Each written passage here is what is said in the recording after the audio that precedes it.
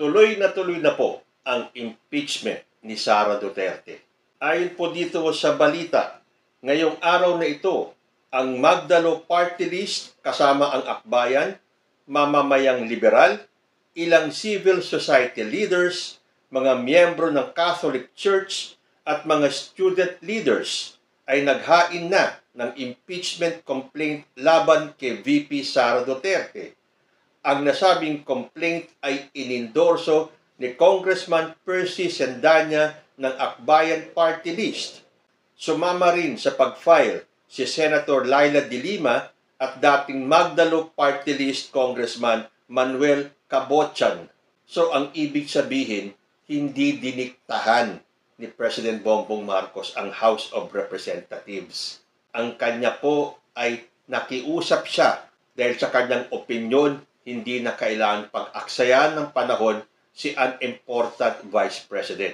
Pero sabi ko nga sa inyo, para sa akin, yan po ay strategy ni President Bongbong Marcos dahil sinasabi ni Sara Duterte na kayang-kayang diktahan ni President Bongbong Marcos ang House of Representatives at ang mga kongresista ay sumusunod lang sa ating presidente. Ito po ang magpapatunay na magkahiwalay po ang powers ng executive at ng legislative. At kahit na nakiusap na si President Bongbong Marcos, kung meron pa rin magfa-file ng impeachment case, yan po ay hindi tatanggihan ng House. Reaksyon naman kasi ng ibang mga abogado natin, magsasayang lang daw tayo ng pera ng bayan. Dahil kung ang impeachment na to ay umusad sa House, hindi po siya makakapasa sa Senado. Dahil alam nyo naman sa Senado, marami po dyan ang mga maka-Duterte. Yung iba, hindi lang nagpapahalata. Nung pong hindi naaprubahan yung budget ng OVP at hindi nadagdagan ang budget, may nabasa ako na halos 12 senador daw ang sumama ang loob at hindi na ibalik or hindi nadagdagan ang budget ni Sara Duterte. Although ang mga hayagan pong mga maka-Duterte na mga senador ay si, of course, Amy Marcos, si Bongo, si Bato de la Rosa, si Robin Padilla, si Cynthia Villar, at marami pa daw na hindi lang lumalantad. Isa yata sa nabasa ko si Joel Villanueva. So nakita nyo na, ang sinasabi kasi ni President Bongbong Marcos, baka mag-aksaya lang tayo ng pera. Dahil siguradong pagdating sa Senado, haharangin ito ng mga senador. Well, makikita po natin. Dahil galit na po ang taong bayan. Dahil para po sa nakararaming Pilipino, sumobra na po si Sara Duterte at umabot na sa sukdulan. Nag-umpisa po kasi yan sa hindi maipaliwanag ni Sara Duterte yung kanyang confidential funds. At nung siya ay nag-resign bilang DepEd Secretary, sunod-sunod na po ang banat niya kay President Bongbong Marcos. Meron pa nga siyang binitawang mga salita na pupugutan daw niya ng ulo si President Bongbong Marcos at ipahuhukay niya ang mga labi ni Apo Lakay at isasaboy niya sa West Philippine Sea. Yung kanyang pagdalo sa mga maisog rally kung saan minura-mura ng kanyang ama ang ating presidente. At makikita natin sa video na nung pinan ng kamera, si Amy Marcos at si Sara ay naghahagik-gikan pa sila. At ang pinakasukdulan nga ay nang murahin niya si President Bongbong Marcos, si First Lady Lisa Marcos, at si Speaker of the House Martin Romualdez. Akala kasi ni Sara, yung buong pamilya niya ay may lisensya para basta nilang mura-murahin ang ating presidente. At ang pinaka-the-height pa nito ay nung sinabi niyang meron na siyang kinausap na tao para i-assassinate si President Bongbong Marcos kung sakaling siya ay mapatay. At ang pinagbibintangan niya na gustong gumurgur sa kanya, si Speaker Martin Romualdez. Meron ba siyang ebidensyang ipinakita na balak nga siyang ipagurgur ni Speaker? Kahit na sinabi niya na kung, hindi naman niya sinabing gagawin niya dahil kung sakaling siya ay magurgur, tutuluyan si PBBM. Kung man yan o hindi, kahit na paanong sabihin ni Sara Duterte, yan ay pagbabanta. Paano kung hindi pala ganun ang sitwasyon? Paano kung ang sinabi lang ni Sara Duterte ay kung siya ay magugurgur? Paano kung ang katotohanan pala niyan ay kahit na hindi siya mapatay, itutuloy yung assassination ni President Bongbong. Hindi na po tayo pwedeng maniwala sa mga sinasabi ni Sara Duterte. Meron pa siyang pakungkung. Paano kung yung kinausap niya hindi na hinintay na siya ay magurgur at tinuluyan niya si President Bongbong Marcos? Meron pa akong isang nabalitaan na meron naman kasing posibilidad na yung kinontrata daw ni Sara Duterte ay kasama sa isa sa kanyang mga security. Kung iisipin mong mabuti, posible nga naman. I hope I am wrong. Pero yung pong nagsabi niyan, kung iisipin mong mabuti, posible. Bakit nga naman hahanap pa sa labas ng taong gugurgur kay PBBM kung doon sa kanyang mga security lang, meron siyang makakausap? Kaya nga ano ba ang ginawa ng ating kapulisan? Ang rinig ko, pinalitan ang kanyang security. So ngayon, hindi na masasabi ni Sara Duterte na dinidiktahan ni President Bongbong Marcos ang House. Dahil nakiusap na nga si PBBM na kung maaari sa kanyang opinyon, huwag nang pag-aksayahan ng panahon itong hindi importanteng VP na to. Dahil yung kaguluhan na yan ay a storm in a teacup. Na kung tutuusin mo naman, hanggang banta lang naman. Lalo na itong mga DDS na to. Kung makapagbanta sila, nasusugod na sila sa EDSA. Natapos yata yung EDSA rallies nila. Hindi naman nila napuno ang EDSA. Balita ko rin, yung sinasabing people power sa CDO, ay makikita mo halos walang nagpunta. Ano ang ibig sabihin yan? Talaga pong kumalas na ang karamihan ng suporta kay VP Sara.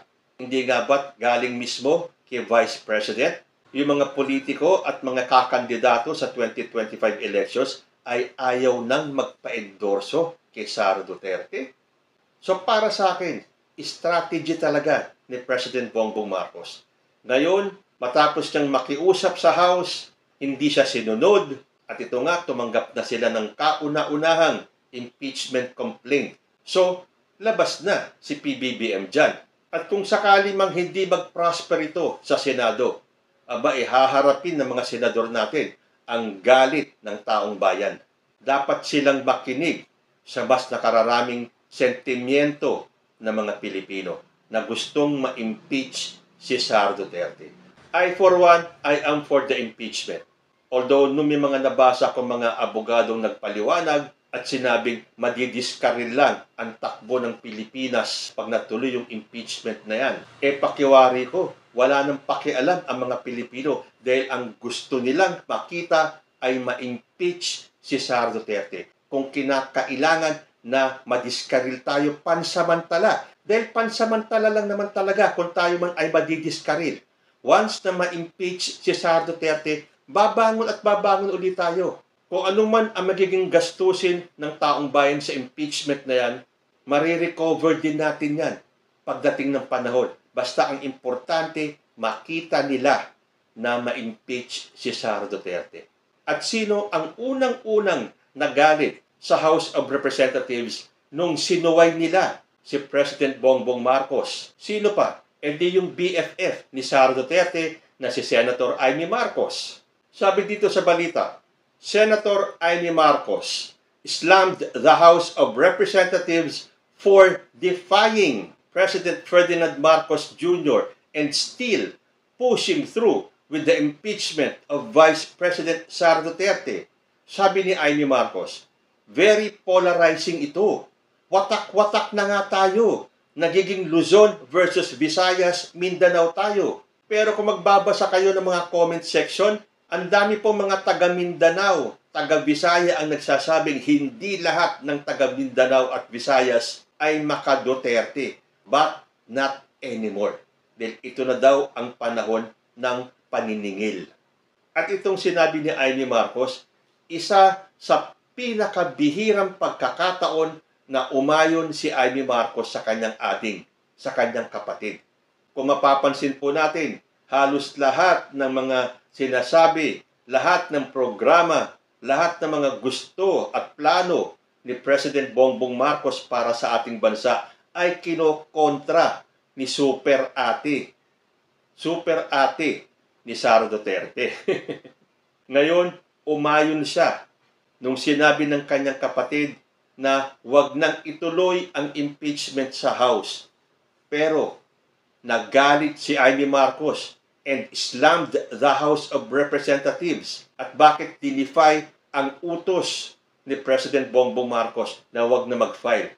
Pero tandaan po natin, hindi po inutos ni President Bongbong Marcos na wag na mag-file. Ang sa kanyang opinyon, wag na mag-file. It was a request. It was a plea. Dahil sabi niya, please, wag na mag-file ng impeachment. Pero siyempre, porque ang BFF ni Amy Marcos ang sangkot, bigla siyang kumampi sa kanyang kapatid. Pinagalitan ang House. Bakit hindi niyo sinunod ang sinabi ni President Bongbong Marcos na wag na kayo mag-file ng impeachment? Watak-watak na nga tayo. Gusto niyo pang pagwatakin lalo. Sino ba ang unang nagwatak sa bansa natin? Hindi ba yung mga Duterte? Hindi ba kayo, Amy Marcos, ang unang nagwatak ng Pilipinas? Yun yung ginawa mo sa kapatid mo eh.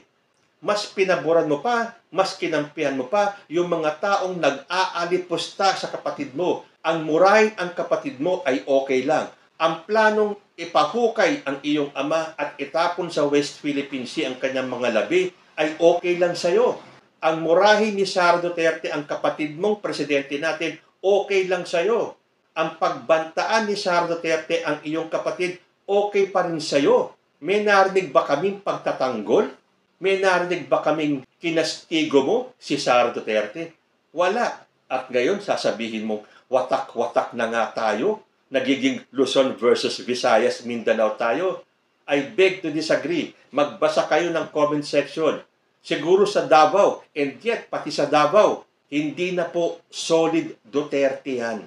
Katunayan, yung rally sa CDO, hindi man lang dinagsa ng tao. Yung mga rally sa EDSA, inabot na ng ilang araw. Hindi man lang sila nakalikom ng sapat na tao para mag-people power.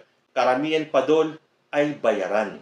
So, Amy, huwag masyadong pahalata. Although halatang-halata naman namin eh. Maintindihan na namin yun. Kung talagang ikaw ay makasara at makaduterte, matagal na namin tinanggap yun. At kung may boboto man sa'yo sa darating na eleksyon, malaking chunk po ng mga botante ay hindi na iboboto ang isang Amy Marcos. At itong impeachment ni Sara Duterte, welcome na welcome po yan sa mas nakararaming Pilipino. Dahil sabi ko nga sa inyo kahit na nakiusap na si President Bongbong Marcos, once na may mag-file at ngayon meron na nga, wala na pong magagawa si President Bongbong Marcos yan. At least, hindi na siya mapagbibintangan ni Sara Duterte na dinidiktahan ang House of Representatives. So, abangan ang susunod na kabanata. Kayo po, ano ang masasabi ninyo? Comment lang po down below at magbabalik ang usapang Tito Manny. Diyos te Agnina.